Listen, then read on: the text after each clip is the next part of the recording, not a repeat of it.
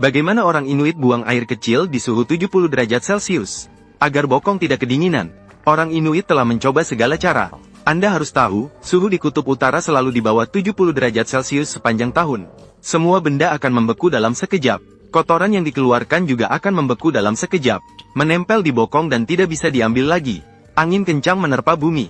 Bahkan anjing pun tidak bisa melarikan diri. Terbekukan menjadi es batu. Jelasnya, buang air kecil di luar akan lebih nyaman. Tingkat bahayanya sangat tinggi. Mereka tidak akan memilih untuk buang air kecil di luar rumah. Maka mereka harus buang air kecil di dalam rumah es. Tidak ada toilet. Mereka tidak memiliki lubang toilet yang duduk. Jika mereka buang air kecil di dalam rumah, mereka akan terinjak oleh orang lain, sungguh patut diakui. Kecerdasan orang Inuit. Orang Inuit benar-benar pandai menggunakan barang untuk berbagai keperluan. Panci batu di depan mata ini, saya yakin tidak asing bagi semua orang. Dipoles dengan seksama, dan sering dirawat. Karena fungsinya sangat banyak, Tuan Brock sangat mencintainya. Kadang-kadang harus mencium panci dengan mulut. Jika pemikiranmu benar, maka itu benar. Dia menggunakan panci ini untuk buang air besar. Mereka tinggal bersama-sama selama musim dingin. Bahkan tidur bersama-sama. Tetapi setiap keluarga memiliki kamar kecil. Mereka tidak merasa malu. Orang Inuit semuanya terpelajar. Tidak perlu kain penutup. Langsung bisa buang air di dalam iglu. Sekarang adalah waktu makan siang. Pria ini sedang buang air besar sekarang. Karena suhu udara terlalu rendah, tidak akan menimbulkan bau busuk yang pekat. Orang-orang suku lainnya tidak mempedulikannya. Sudah waktunya makan dan minum. Setelah makan, jangan lupa membersihkan mulut. Tidak mempermasalahkan hal ini. Karena mereka menyelesaikan hal itu dengan cara seperti itu. Tapi kamu tidak perlu khawatir dengan apa yang digunakannya untuk membersihkan. Mereka mengumpulkan lumut saat musim panas. Cukup untuk digunakan sangat lama. Jika tidak ada lumut, sebenarnya juga mudah diatasi. Akan langsung mengorek dengan tangan, atau membersihkannya dengan potongan es. Persediaan di Arktik sangat langka. Makanan juga sangat sulit ditemukan. Jika di luar tidak bisa menangkap anjing laut, maka keluarga itu akan mati kelaparan.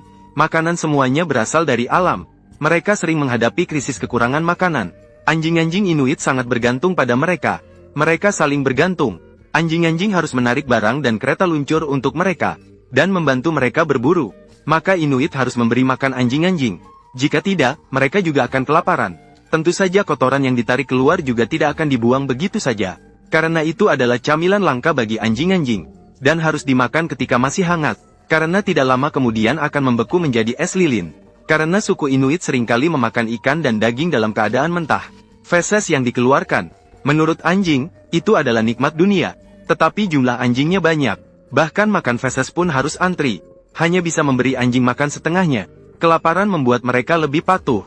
Setengah lagi akan segera membeku menjadi es batu. Tapi anjing-anjing juga tidak akan mengeluh.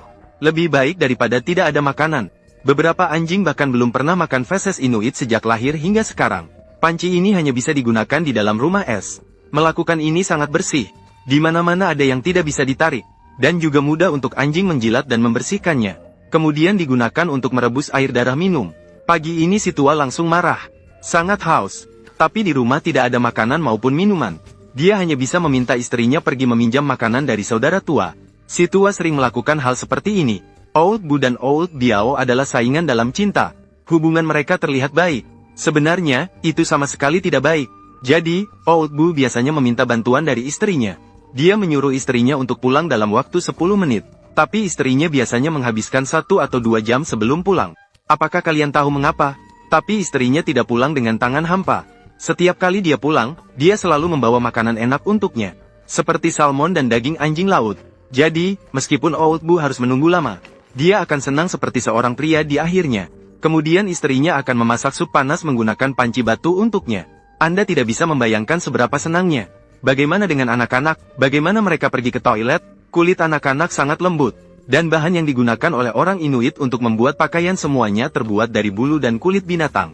Itu sangat mudah membeku. Jadi ketika anak-anak memakainya, kulit mereka bisa terluka. Masalah lainnya adalah untuk anak-anak lebih sulit untuk buang air. Anak-anak bisa kena kedinginan. Maka suku Inuit memutuskan untuk membiarkan mereka tinggal di dalam topi. Tidak perlu menggunakan popok. Jika ingin buang air, cukup lakukan di dalam topi. Karena ibu tidak memakai pakaian dalam.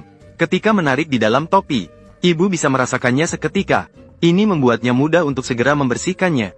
Tapi tidak menggunakan air untuk membersihkannya. Jika dibersihkan dengan air, segera akan membeku. Cukup gosok-gosok, sebenarnya bisa digunakan lagi.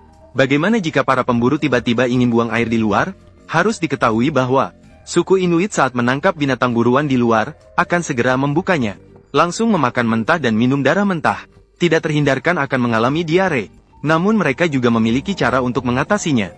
Menggali lubang atau memotong dinding bukan untuk mengubur kotoran.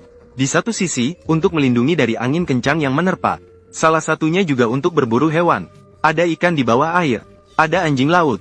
Seperti gua es yang digali seperti ini. Mereka juga akan datang mencari makanan.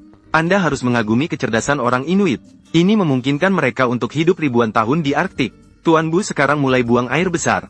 Dinding es yang dibangun dengan baik. Ini bisa melindunginya dan melindungi dia dari dingin yang parah. Tetapi ada beberapa pemburu yang nakal. Mereka akan mengubur kotoran mereka di salju. Jadi orang dewasa akan memperingatkan anak-anak. Harus diketahui bahwa anak-anak sering makan salju. Mereka mungkin akan makan salju yang tercemar.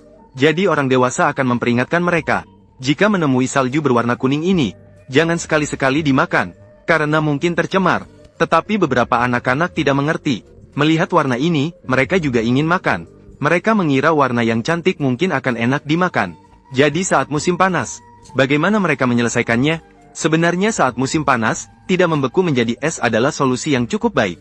Setelah buang air, bersihkan dengan tangan. Kemudian, cuci tangan dengan air. Atau bersihkan dengan lumut. Namun, kotoran akan tetap ditampung dalam batu tatai untuk diberikan kepada anjing. Tidak dibuang. Batu tatai setelah digunakan masih berisi air. Mereka juga tidak membersihkannya. Setelah anjing menjilat bersih, orang Inuit membersihkan dengan lumut. Kemudian digunakan untuk merebus burung camar dan salmon. Saat musim panas, orang Inuit tinggal terpencar. Karena makanan tidak begitu langka. Meskipun tidak dapat menangkap anjing laut, salmon juga lebih dari cukup. Namun mereka juga akan berkumpul untuk piknik. Kadang-kadang untuk memperbaiki hidup. Akan berkumpul untuk menangkap rusa. Hubungan antara nenek dan paman sangat rumit. Namun mereka akan bekerja sama dengan sungguh-sungguh demi makanan. Berkerumun untuk menghangatkan diri. Atau mereka akan kelaparan. Bagi mereka, asal bisa bertahan hidup, segala sesuatu tak masalah lagi. Selama ada makanan, masalah lain bukanlah halangan. Karena mereka sering kelaparan sepanjang tahun. Mereka lebih khawatir akan kelaparan daripada masalah lain. Rusa kutub yang ditangkap, matanya akan dicongkel untuk anak-anak. Sebagian besar daging yang tidak habis dimakan akan dikubur di bawah batu untuk disimpan hingga musim dingin. Sedikitnya bagian akan dimasak dalam panci batu yang telah digunakan sebagai toilet. Itu juga merupakan makanan olahan yang sedikit bagi mereka. Sedangkan otot hewan digunakan oleh para wanita. Kemudian dibuat menjadi bentuk segitiga. Mereka kemudian mengeringkannya di bawah sinar matahari. Setelah itu, mereka membuat api dari kayu. Mengumpulkan abu dalam jumlah besar. Kemudian menggunakan otot tersebut untuk membungkus abu sisa pembakaran lumut. Hal ini membuatnya sangat baik dalam menyerap air. Oleh karena itu, para wanita harus menyimpannya dalam jumlah besar saat musim panas. Kalau tidak, di musim dingin akan ada masalah. Istri dari Tuan Bu karena tidak menyimpan banyak di musim panas. Saat musim dingin, datanglah haid. Nyaris kehilangan nyawa. Tapi akhirnya Tuan Bu menggunakan trik dan menyelamatkan nyawanya. Akhirnya, dia menggunakan metode apa ya? Kita akan menonton lagi di episode berikutnya.